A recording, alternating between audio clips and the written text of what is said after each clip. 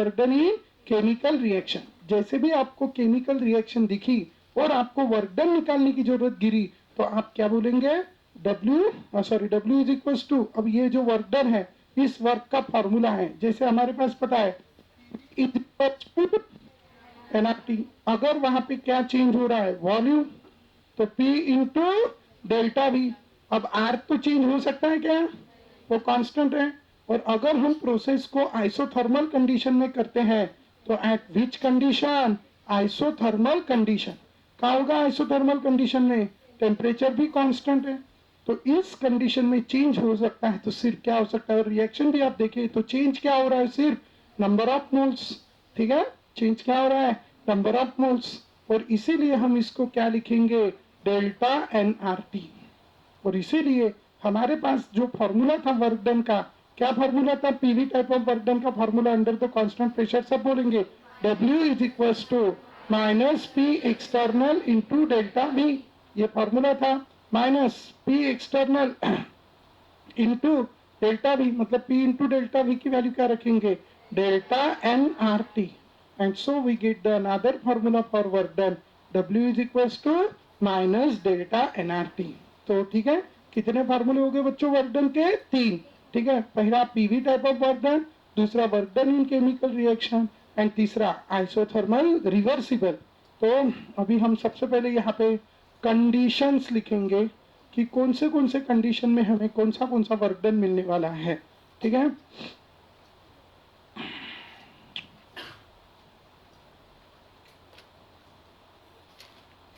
हाँ, तो अभी हमारे पास अलग अलग कंडीशंस हैं। तो सबसे पहली कंडीशन में पे लिख रहा हूं, कंडीशन। ठीक है, कंडीशन फर्स्ट नंबर, कौन सी कंडीशन, कांस्टेंट प्रेशर। कौन सा प्रेशर, कांस्टेंट प्रेशर, ये पहली कंडीशन है। दूसरी कंडीशन में ऐसा है कि constant pressure in reaction, important word है रिएक्शन। रिएक्शन वर्ड दिखा नहीं तो चलता, रिएक्शन दिखनी चाहिए, नहीं तो रिएक्शन वर्ड ही नहीं दिख रहा। ठीक है, समझ जाना, यहाँ पे कौन सा इंपॉर्टेंट वर्ड है, कांस्टेंट प्रेशर। जैसे भी आपको दिखेगा कांस्टेंट प्रेशर तो आपको कौन सा फॉर्मूला यूज करना है, W is equal to minus P external into delta V। Once more, जैसे भी आपको क्या दिखेगा बच्चों, कांस्टेंट प्रेशर, कौन सा फॉर्मूला यूज करेंगे, W is equal to minus P external into delta V। ठीक है, अगर आपको क्या दिखा, constant pressure in reaction, reaction दिखी तो वर्क डन का कौन सा फॉर्मूला यूज करेंगे, W is equal to minus delta NRT। समझ गए। और थर्ड कंडीशन है जो इंपॉर्टेंट कंडीशन है, that is what, isothermal, isothermal reversible. Reversible, ये इंपॉर्टेंट वर्ड है यहाँ का, रिवर्सिबल कांस्टेंट प्रेशर। ठीक है, इसके ऊपर डिपेंड करता है type of work, type of work. ठीक है, क्या वर्क, इसको कौन सा वर्क कहेंगे, PV type work. PV type work, इसको work in reaction, chemical reaction, work done in chemical reaction. और इसको कहेंगे कौन सा वर्क, मैक्सिमम वर्क। ठीक है, मैक्सिमम वर्क। ये हो गए types of work. After having this types of work, formula for work done, W is equal to, first सब बोलेंगे W is equal to minus P external into delta V। दूसरा बोलेंगे W is equal to minus delta NRT। और तीसरा बोलेंगे W max is equal to minus 2.303 NRT log of V2 upon V1 to the base 10। उसके बाद क्या है, W max is equal to minus 2.303 NRT log of P1 upon P2 to the base 10। ठीक है, तो ये हमारे पास हो गए वर्क डन के 3 फॉर्मूले, और ये तीनों को आपको अच्छे से ध्यान में रखना है।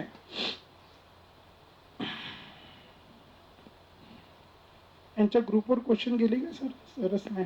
ठीक है, तो do you understand, we have this is the formula for work done. तो condition constant pressure, constant in reaction, isothermal reversible, type of work PV type of work, work done in a reaction, maximum work done, W is equals to minus P external into delta V, and we have this what W max is equals to minus 2.303 nRT log of V2 upon V1 minus 2.303 nRT log of P1 upon P2. चालायचं. कौन सा work done? Maximum work done. चलो, ये very important चीज है यार. अगर आपको यही नहीं पता रहा कि कौन सी कंडीशन है तो कौन सा वर्क डन करना है, तो फिर गया, क्वेश्चन ही गया. आपको कांस्टेंट प्रेशर बोलेंगे, आप मैक्सिमम वर्क डन निकाल के रखेंगे. रिएक्शन दी रहेंगी, आप पीवी का फॉर्मूला लगेंगे, आपको प्रेशर ही नहीं दिखेगा वहां पे कुछ नहीं रहता, सिर्फ टेम्परेचर गिवन रहता है. जब आपको work done in chemical reaction निकालना है तो सिर्फ क्या गिवन रहता है? टेम्परेचर, बस. और रिएक्शन गिवन रहती है. रिएक्शन से डेल्टा एन मिल जाता है. आर की वैल्यू हमें लर्न होती है. कितनी वैल्यूज लर्न है हमें आर की? 8.314 जूल पर केल्विन पर मोल. दूसरी 0.0821 लीटर एटमॉस्फेयर पर केल्विन पर मोल. और तीसरी 2 कैलोरी पर केल्विन पर मोल. तो ये हमारे पास अलग अलग वैल्यूज होती है आर की. अब ये होगी कंडीशन, ये हो गया टाइप ऑफ वर्क और ये हो गया work done. Now after having this condition, type of work and work done and everything, अब हम थोड़ा आगे चलेंगे. यहाँ तक क्लियर है? अब ये हमारा वर्क डन वाला टॉपिक कंप्लीट हो गया. अब हमारे पास एक लॉ है और कुछ क्वेश्चंस है. पहले तो हम एंथैल्पी के बारे में डिस्कस करेंगे. चलो, हो गया ये सब. चलो आगे सुनाओ. We are discussing about the enthalpy. क्या के बारे में हम डिस्कस करने वाले हैं? एंथैल्पी. एंथैल्पी को हम कैसे डिनोट करते हैं? H. वंस मोर, एंथैल्पी को कैसे डिनोट करते हैं? H. H stands for enthalpy and the change in enthalpy is given by final minus initial. H final minus H initial. तो इसको H2 minus H1. ठीक है. और enthalpy is nothing but what? Enthalpy क्या है? Enthalpy is the sum of internal energy plus work done. ठीक है. Sum of internal energy. कौन सी energy? Internal energy. Internal energy plus work done का जो कॉम्बिनेशन है, इसी को हम क्या कहते हैं? एंथैल्पी. ठीक है. Sum of internal energy plus work done is called enthalpy. और ये जो एंथैल्पी है ये जो क्या है बच्चों? एंथैल्पी. इसको हम H से डिनोट करते हैं. अगर क्या हो रहा है? एनर्जी में चेंज हो रहा है. जैसे अभी ये बैच करने के बाद आपकी एनर्जी बढ़ेगी कि कम होगी? कम होगी. वर्क करा है ना आपने, तो वर्क किया तो एंथैल्पी में चेंज होगा. ठीक है. और आपकी इंटरनल एनर्जी में भी चेंज होगा. तो इस तरह अगर वर्क में चेंज हो रहा है तो भी एंथैल्पी में चेंज होगा. अगर एनर्जी में चेंज हो रहा है तब भी एंथैल्पी है ना. मैं प्यार से पढ़ा रहा था, अच्छे से पढ़ा रहा था. एक बच्चा बहुत बड़बड़ कर रहा था, बहुत बड़बड़ कर रहा था. मैंने उसको प्यार से समझाया, तब भी वो समझने को तैयार नहीं. फिर मैं प्यार से उसके पास गया और प्यार से उसके कान के नीचे जोरदार लगाई, एकदम प्यार से. तो क्या हुआ? क्या हुआ? उसके बॉडी की एनर्जी बढ़ी की कम हुई? बढ़ी. गरम गरम लगा. फिर ऐसे प्यार से हाथ लगाया तो गरम गरम लगा. तो क्या हुआ? उसकी बॉडी की क्या बढ़ गई? एनर्जी. कौन सी एनर्जी? Internal energy. और उसकी क्या चेंज होगी? एंथैल्पी. एनर्जी चेंज हो या वर्क हो, चेंज होगा तो काय में चेंज होगा? एंथैल्पी.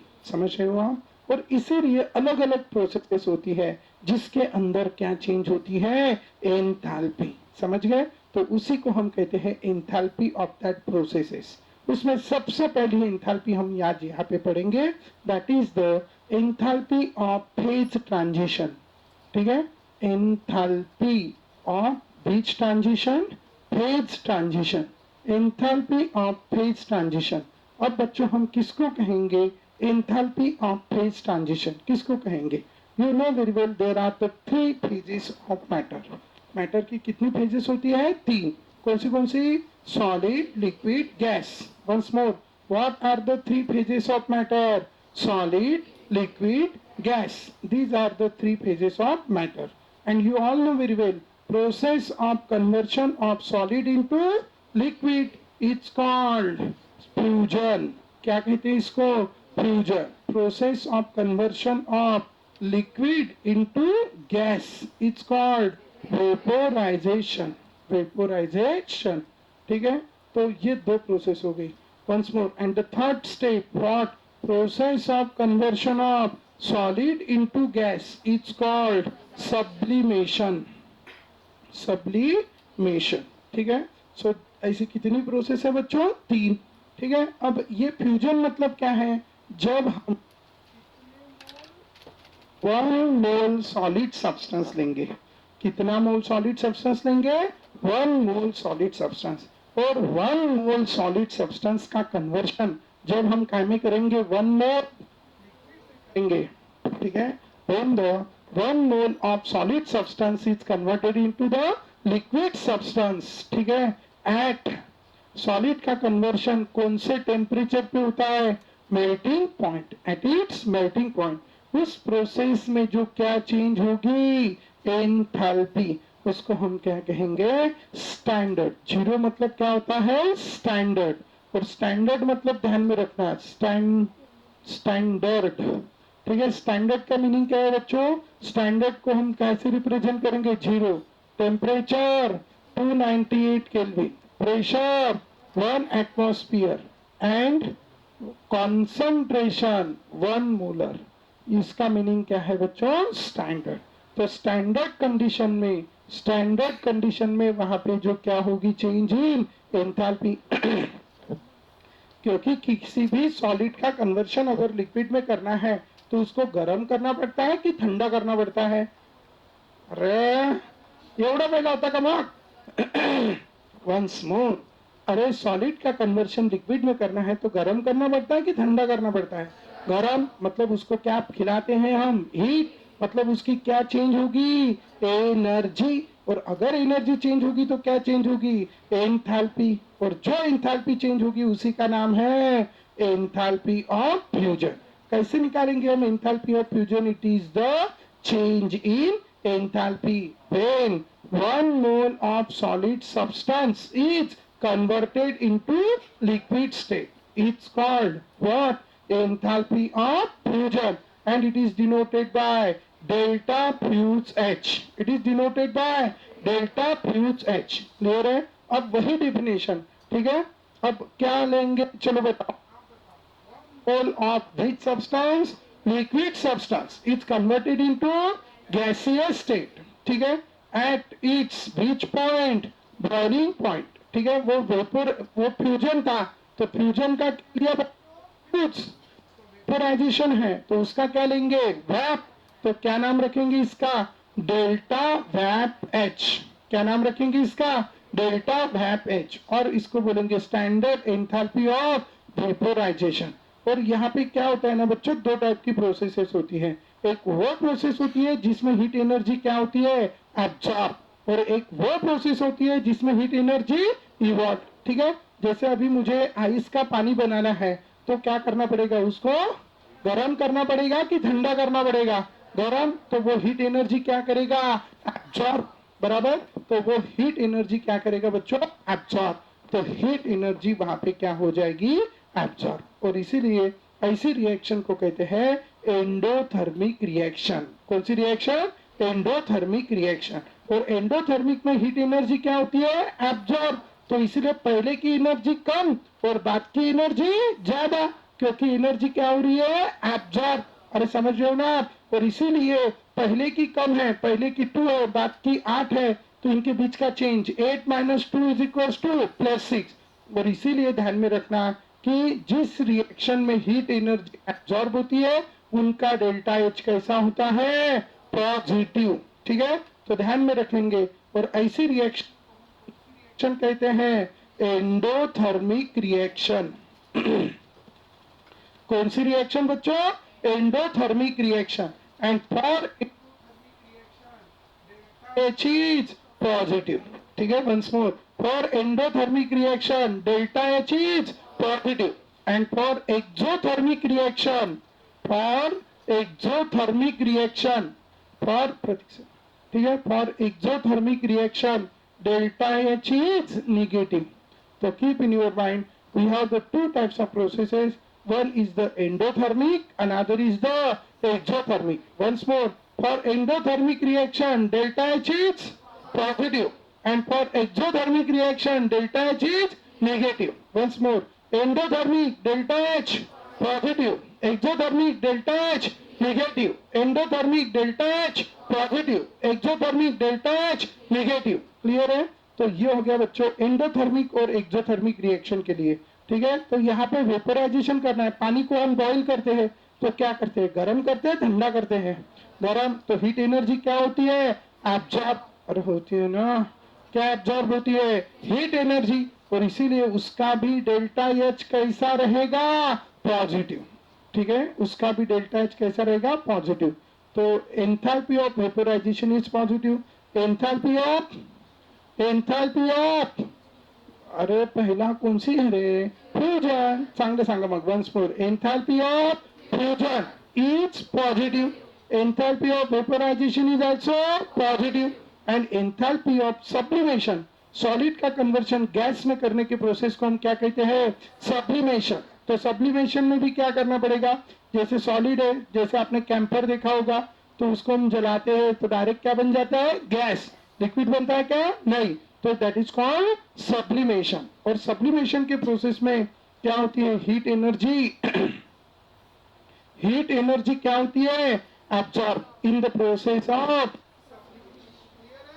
सब्लिमेशन. तो इसका भी डेल्टा एच कैसा रहेगा, पॉजिटिव. इसका भी डेल्टा एच कैसा रहेगा बच्चों, पॉजिटिव. Do you understand. तो इन दिस वे अभी हमारे पास 3 हो गया. इसको हम रिप्रेजेंट करेंगे delta sub H. Delta sub H मतलब क्या है, स्टैंडर्ड एंथैल्पी ऑफ सब्लिमेशन. ठीक है. Vaporization first, vaporization solid to, नहीं, liquid to gas. Sublimation solid to gas, solid to liquid, solid to liquid, solid to liquid, solid to gas, solid to gas, solid to liquid, solid to gas, liquid to gas. समझ गए.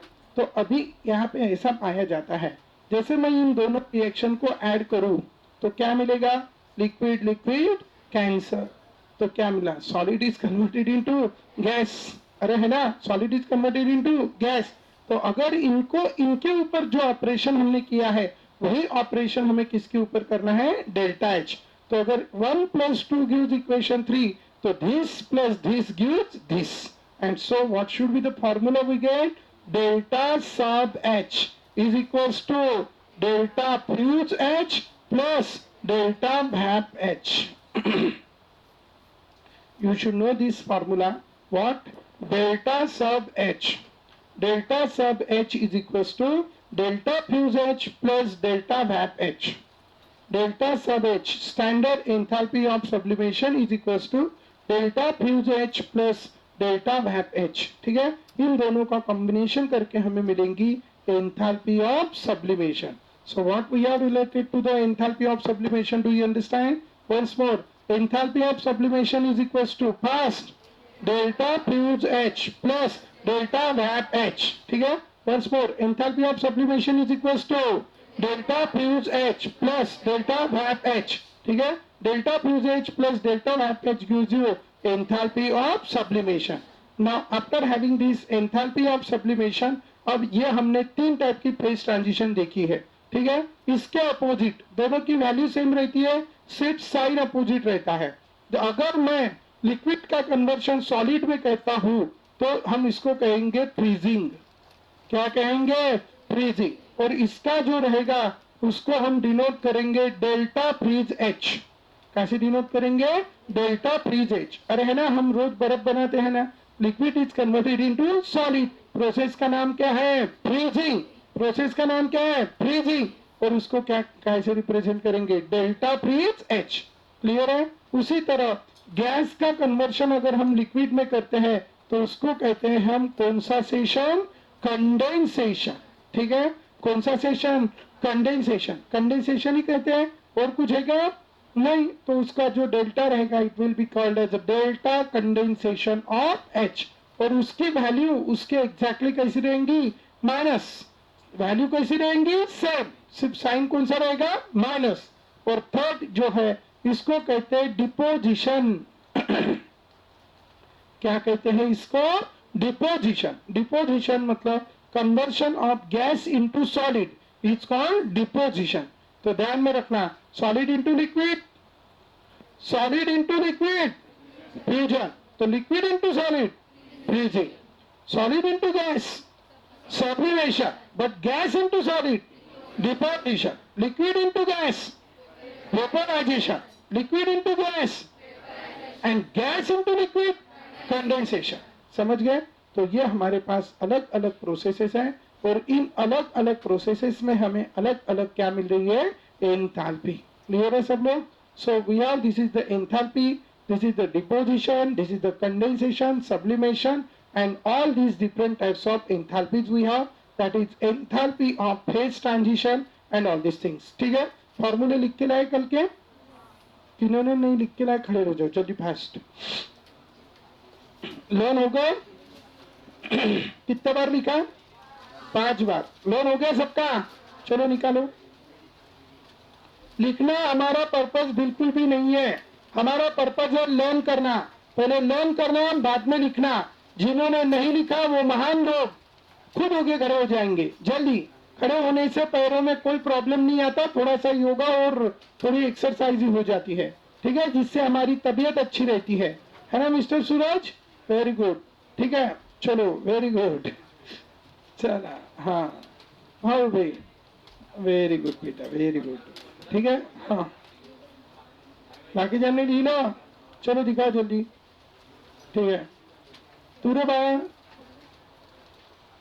हा तिकडे मागे, ठीक आहे, learn करायचं, जीव लावून लर्न करायचं, कसं? जीव लावून, मन लावून, ठीक आहे, चला, जीव लावून कसा मोबाईल पाहतो आपण, है ना, असं बिलकुल एकदम टीव्ही पाहतो, गोष्टी करतो फ्रेंड सोबत, तसं हे करायचं थोडंसं, जिंदगी चेंज होऊन जाईल तुमची, ठीक आहे, चला, क्लॅप फॉर देम, इनके लिए तालियां बजा दो, व्हेरी गुड, धन्यवाद, बसा, ठीक आहे, जे रोज शिकवलं ते एकदा लिहून आणायचं, आणि ज्यांना खूपच चांगलं प्रिपेअर करायचं त्यांनी पूर्ण युनिटच लिहायचं एक वेळा बिन पाहून, पूर्णच युनिट, जेवढं शिकवलं तेवढं, शॉर्ट जेवढं शॉर्ट करून लिहिता येईल तेवढं शॉर्ट करून लिहा, ठीक आहे, कारण तुम्हाला जेव्हा सीईटीची एक्झाम द्यायला जाल, तुम्हाला एका दिवशी किंवा एक दिवसात तुम्हाला 90 युनिट रिवाइज करून द्यायचे, सीईटी पण 90 का 60-70 युनिट जे काही बनेल, ठीक आहे, सगळे युनिट रिवाइज करून जायचे आहे, आणि आपण यार म्हणजे एवढी प्रॅक्टिस, आपला 1 तासात अर्धा तासात एक युनिट संपला पाहिजे रिवाइज करून, त्याच्यामुळे एवढं शॉर्ट करून ठेवा युनिट,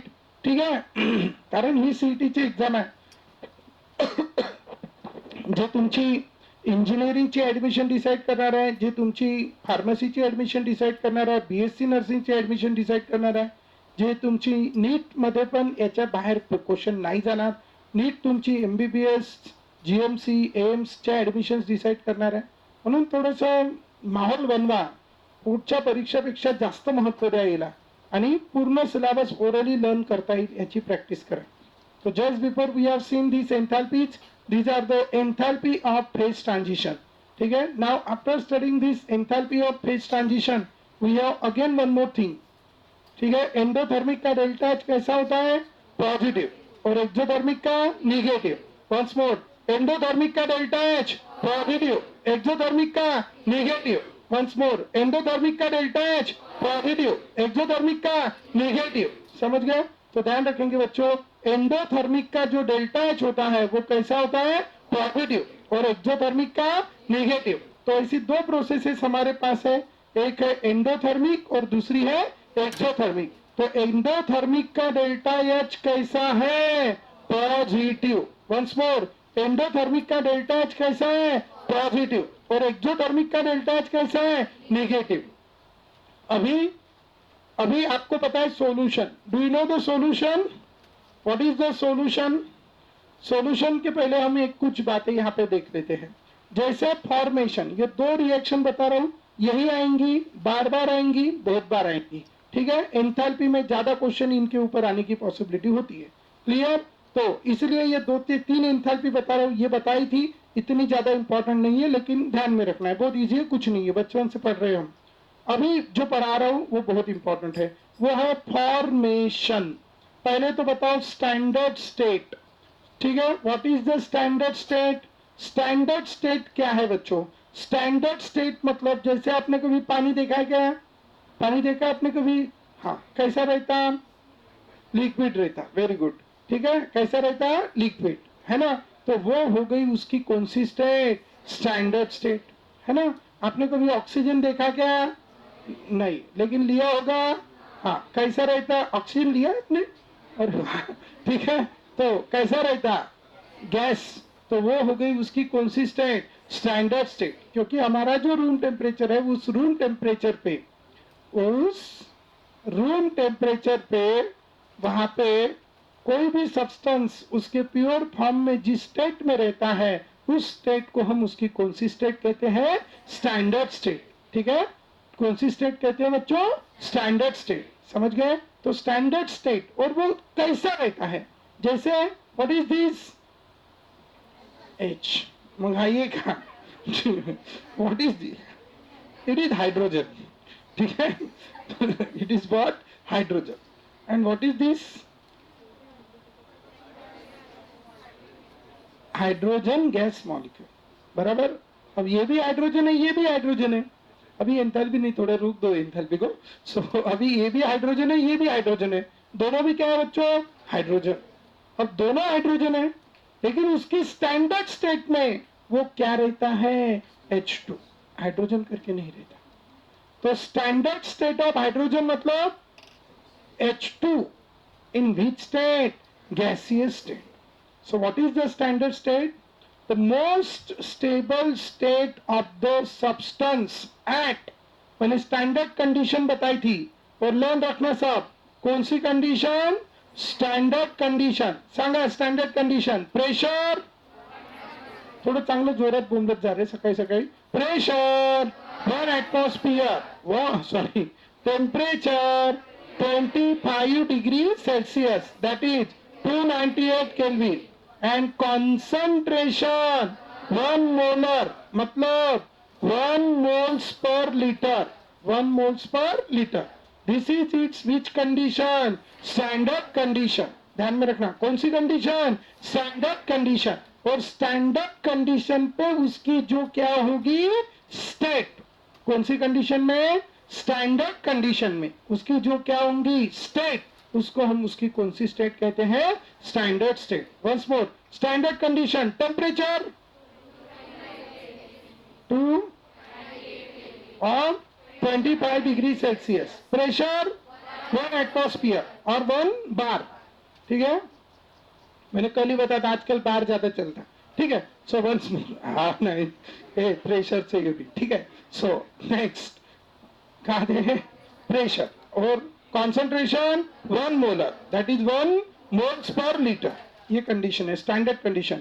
और स्टैंडर्ड कंडीशन में उसकी जो मोस्ट स्टेबल स्टेट है, उसी को हम उसकी कौन सी स्टेट कहते हैं? Standard state. कौन सी स्टेट कहते हैं? Standard state. तो मैं स्टैंडर्ड स्टेट, स्टैंडर्ड स्टेट, है ना, मैं एलिमेंट या सब्सटेंस का नाम लिखता हूं, ठीक है? सब्सटेंस, ठीक है? Standard state, hydrogen, hydrogen H2 gas, ध्यान में रखना, हाइड्रोजन H2 गैस, तुमच्यासाठीच लिहून राहिलो।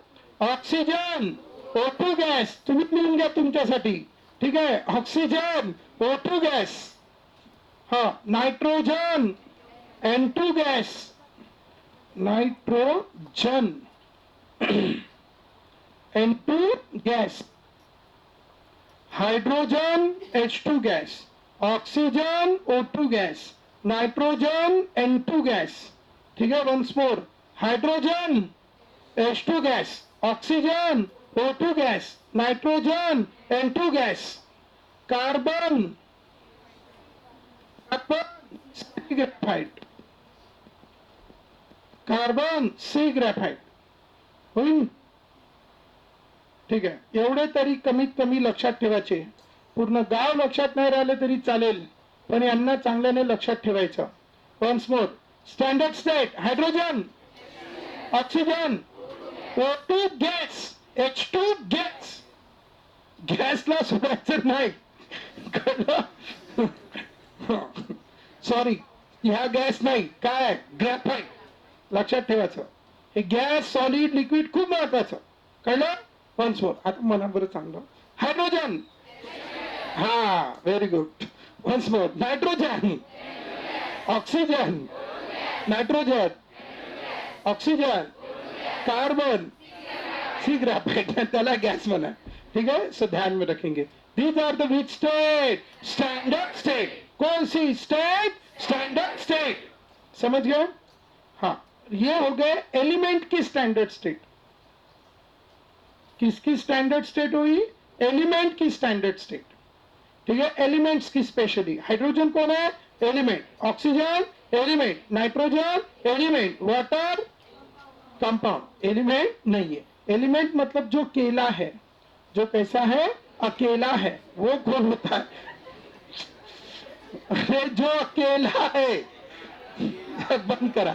ठीक है, सीख पहले. ठीक है, तो जो अकेला है वो एलिमेंट. कॉन्सेप्ट ध्यान में रखना, मतलब एक एलिमेंट है उसमें, बस. That is called element. अब ये अकेला है क्या? नहीं, उसके साथ कौन है? ऑक्सीजन है, तो फिर ये एलिमेंट नहीं, ये कंपाउंड है, कोई भी सब्सटेंस है. Are you understanding? तो कीप इन योर माइंड. तो सब्सटेंस की स्टैंडर्ड स्टेट, तो H2 है तो H2O लिक्विड, CO2 है तो CO2 गैस. ठीक है, कंट्रोल कंट्रोल. ठीक है, नेक्स्ट.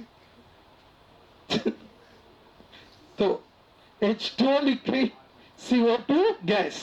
ठीक है, उसके साथ साथ बस ये दो ध्यान में रखना, ये बहुत बार आते हैं. बाकी तो बहुत सारे सब्सटेंसेस है, वो खुद दे के रखेंगे आपको, लेकिन ये दोनों दिए नहीं रहते.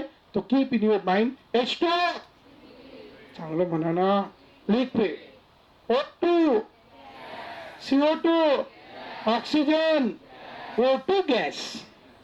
ठीक है, नाइट्रोजन, हाइड्रोजन. ठीक है, आता आपल्याला माहिती आहे.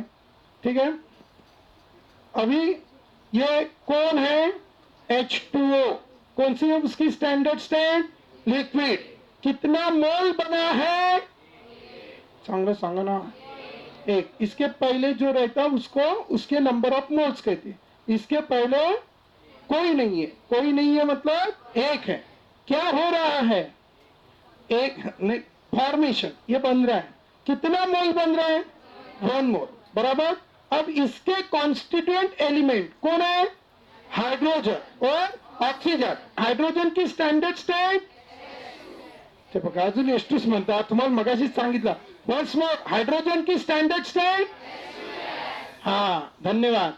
हाँ, ऑक्सीजन की स्टैंडर्ड स्टेट, हाँ वेरी गुड. ठीक है, next. I want to know that झाल्यावर. ठीक है, चलिए सर. O2 gas. अब मुझे बताओ, इधर ऑक्सीजन कितना चाहिए? सिर्फ एक. तो क्या करेंगे? हाफ. ठीक है, असं हसलं का तुम्हाला कुठं खूपच खराब वाटते, असं आहे ना. असं रागात शिकवलं तर खूपच चांगलं वाटते, है ना. ठीक है, तो वन्स मोर. तो कौन सी gas? H2 gas. And which gas? Half O2 gas. ठीक है, ये क्या हो रहा है? फॉर्मेशन. किसका? 1 मोल ऑफ H2O. चांगलं सांगा, क्या हो रहा है? Formation of 1 mole of H2O liquid. मतलब the substance in its which state? Standard state. From its constituent elements. उसी के है वो. From its constituent elements in the standard state. इस प्रोसेस में क्या होगा? हाइड्रोजन के बॉन्ड टूटेंगे, ऑक्सीजन के बॉन्ड टूटेंगे, फिर हाइड्रोजन और ऑक्सीजन के बीच में बॉन्ड बनेंगे. बॉन्ड को तोड़ने के लिए क्या चाहिए? एनर्जी, है ना. बॉन्ड को तोड़ने के लिए क्या चाहिए? एनर्जी. तो कुछ एनर्जी ये खाएगा, कुछ एनर्जी ये खाएगा. फिर जब बॉन्ड बनेगा तो कुछ एनर्जी वो क्या करेगा? रिलीज करेगा. और इस वजह से वहां पे काय में चेंज आएगा? एनर्जी. और एनर्जी में चेंज आया तो काय में चेंज आएगा?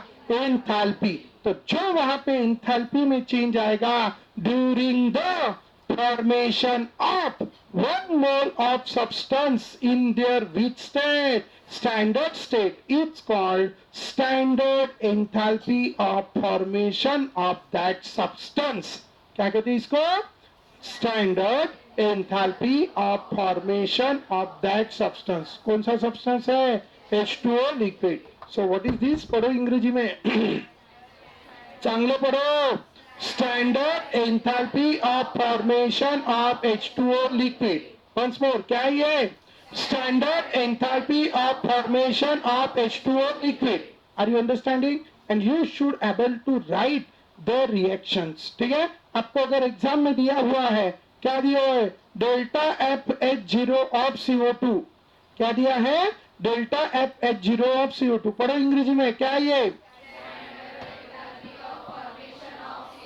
मतलब क्या करना है आपको इसकी रिएक्शन आपको जस्ट ऐसी वैल्यू दी है और आपको खुद होकर इसकी रिएक्शन लिखनी है तो आपको क्या करना है फॉर्मेशन है ना तो CO2 फॉर्म करना है कि रिएक्ट करना है तो फॉर्म वाला क्या फॉर्म होता है रिएक्टेंट में कि प्रोडक्ट में तो CO2 क्या में लिखना है रिएक्टेंट में कि प्रोडक्ट में तो कितने मोल लिखना 2 मोल कि 3 मोल 1 मोल एक को ध्यान में रखना अच्छे से वो ऐसा चिल्लर क्वेश्चन पूछते हैं ना वो बोलते हैं among the following which one is the reaction of formation of CO2 ऐसा ही प्रश्न पूछते हैं एक में 2 मोल CO2 बनता है एक में 3 मोल बनता है एक में हाफ मोल बनता है और एक में 1 मोल बनता है जिसमें कितना बनता 1 मोल वही है उसके फॉर्मेशन की रिएक्शन सिंपल ठीक है तो कितना मोल बनना चाहिए सिर्फ 1 mole of CO2 should form from its constituent elements कौन है उसके constituent element carbon and oxygen. What is the standard state of carbon? First, C graphite.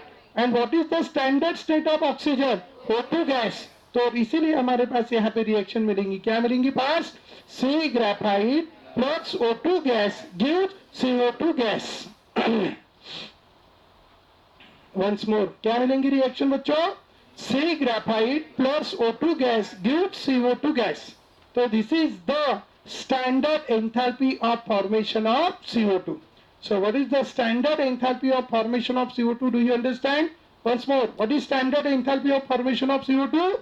C graphite plus O2 gas gives CO2 gas. C graphite plus O2 gas gives CO2 gas. आवडलं चालायचं पक्क समजलं छापलं हाँ चलो raise your hand. I want to know the formation. I want to write the equation for the formation of this methyl alcohol. Fast. यार एक भी नहीं only one hand. ते मोजायचे ना त्याचे एलिमेंट पाहायचे त्याची स्टँडर्ड सेट लिहायचं बॅलन्स करायचं 3-4 हात वर फक्त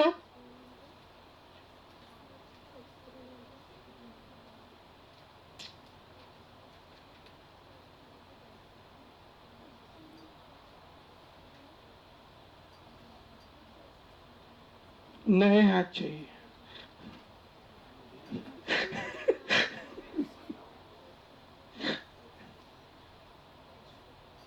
नए हाथ एक भी नया हाथ नहीं अरे बाळांनो हाँ देखो कार सांग बेटा तू toys of H2 gas half of O2 gas very good ठीक है सिंपल जनरली कार्बन पासून चालू करायचं ठीक है कार्बन किती आहे रे इकडे 3 किती आहे हाँ धन्यवाद ठीक है तो समझते तेवढं वेरी गुड तो कार्बन कितने इसमें एक तो एक है तो इधर लिखा C graphite standard state plus oxygen कितना है एक O है और O है तो ऑक्सीजन की स्टैंडर्ड स्टेट क्या है O2 लेकिन हमें क्या चाहिए एक ही चाहिए तो इसलिए हाफ हो गया फिर हाइड्रोजन कितने 3 आणि 1 4 तो टॉइस H2 गॅस हा सिक्वेन्स कसाही लिहिला तरी चालते जर नाही असाच लिहिला पाहिजे कसाही लिहा हाइड्रोजन पहिले दिसते हाइड्रोजन लिहा कार्बन नंतर दिसते कार्बन लिहा मग ऑक्सीजन लिहा काय लिहायचं लिहा कळलं ये ऐसी रिएक्शन आपको लिखते आनी चाहिए this is the formation of this और इसको रिप्रेजेंट करेंगे डेल्टा FH0 ऑफ CH3OH ठीक है this is the standard enthalpy of formation clear और इस फॉर्मेशन की एंथैल्पी से ही हम निकाल सकते हैं एंथैल्पी ऑफ रिएक्शन। क्या निकाल सकते हैं? Enthalpy of reaction. यहाँ तक हो गया सबका? ठीक है। और एक बात ध्यान में रखना है, जैसे मुझे H2 गैस ये बनानी है तो कैसे बनाओ रे बच्चों? H2 गैस ऑलरेडी मिलती है मार्केट में, डायरेक्ट H2 गैस। आपको क्या चाहिए जीने के लिए? ऑक्सीजन चाहिए। तो आप क्या बना के लेते? ले बनो 1 लीटर ऑक्सीजन लो कर दे, ऐसा करते? नहीं। क्या करते हैं? डायरेक्ट लेते, ले लिया, ठीक है। कुछ खर्चा आया नहीं, क्यों? क्योंकि बना के तैयार है, सिर्फ लेना है, विषय खत्म। Are you understanding? तो फिर उसके बनाने में कोई एनर्जी चेंज नहीं होगा, उसके फॉर्म करने के प्रोसेस में कोई एनर्जी चेंज नहीं होगा, मतलब कोई एंथैल्पी चेंज भी नहीं होगा। और इसीलिए हम कहते हैं साहिल, क्या कहते हैं साहिल बताओ? हाँ जोर से, हाँ जोर से बोलो। Very good. कौन बताएगा? हाँ, सब्सटेंस नहीं, क्या? Elements. Standard enthalpy of formation of elements in their standard state is 0। Around this great concept, ठीक है। Standard enthalpy of formation of elements, therefore standard enthalpy of formation of elements in their standard state is equal to 0. Standard enthalpy of formation of elements in their standard state is equal to 0. ठीक है? Once more, क्या? अरे बोलो। Standard enthalpy of formation of elements in their standard state is equals to 0. Standard enthalpy of formation of elements in their standard state is equal to 0. ठीक है? Standard enthalpy of formation of elements in their standard state is equal to 0. That is the what? Standard enthalpy of formation of elements. समझ गए? मतलब H2 gas की enthalpy of formation की value क्या रहेंगी? 0। O2 gas की भी 0, H2 gas की भी 0, N2 गैस की भी 0, CO2 की भी 0 रहेंगी। क्या एलिमेंट है क्या वो? नहीं, ठीक है। एलिमेंट की, वो कंपाउंड है, कंपाउंड की 0 नहीं रहेंगी। और इसीलिए हम किसी भी रिएक्शन का क्या निकाल सकते हैं? Enthalpy of reaction. ठीक है। रामनवमी आहे, बैच है, एक रिएक्शन लिहून घ्या जाता जाता। हाँ, standard enthalpy of reaction. Standard enthalpy of reaction. What is the standard enthalpy of reaction? Summation standard enthalpy of formation of product minus summation standard enthalpy of formation of reactant. Standard enthalpy of formation of product minus standard enthalpy of formation of reactant gives you standard enthalpy of reaction. Clear? Once more, standard enthalpy of reaction is equals to summation standard enthalpy of formation of product minus standard enthalpy of formation of reactant. Standard enthalpy of formation of product minus standard enthalpy of formation of reactant gives you standard enthalpy of reaction. ठीक है? कल इसकी theory संपन्न हो जाएगी और कल ही हम न्यूमेरिकल्स को शुरुआत करेंगे। कल कौन सा डे है? फ्राइडे। ठीक है, तो 1-2 दिन में अपना और एक नया यूनिट शुरू हो जाएगा। ठीक है, चला या